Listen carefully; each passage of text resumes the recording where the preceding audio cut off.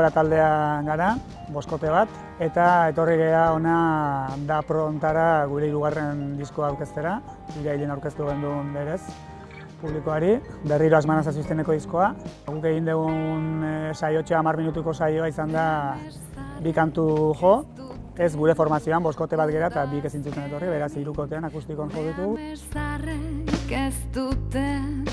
Aterkirik gure amesarrek ez dute. Disko hau aurkeztu dugu, Kutsiazu kantatzen Isabel. Kutsiazu bidea Isabel musikalaren diskoa da. Badakizue liburua oso ezaguna dena, Josean Sagastizabalena. Eta hemen aurkeztu dugu gaur, Demode Kuartet taldekide batzuk, 3 etorri gara. Eta gureak direlako kantuak eta gure proiektua delako. Gure zuzendaria Patxi Barko ere etorri da gurekin eta noski Maria Arredondo eta Xanti Gorkostegi gure protagonistak. Isabel eta Juan Martín Euskaldun berria. Programatzaile moduan oso aukera interesgarria da pro honetan parte hartzea.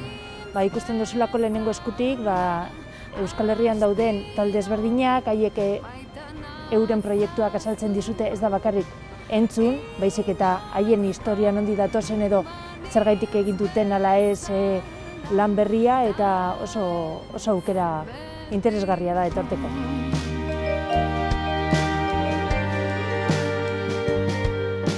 Da pro horretan parte hartzeak guretzat asko laguntzen digu, askoz gehiago zabaltzen da. Guretzat interesgarria baino gehiago dela, ez? Nik uste diru laguntzaik hoberena ez dago da diru laguntza bat horrezkatu dezakena musikari batentzat zuzenekoak izatea, ez? Orduan, zuzenekoak mugitu eta ateratzeko eta dan edozein diru laguntza, edozein proiektu, edozein proposamen, nik uste benetan interesgarria dela, ez?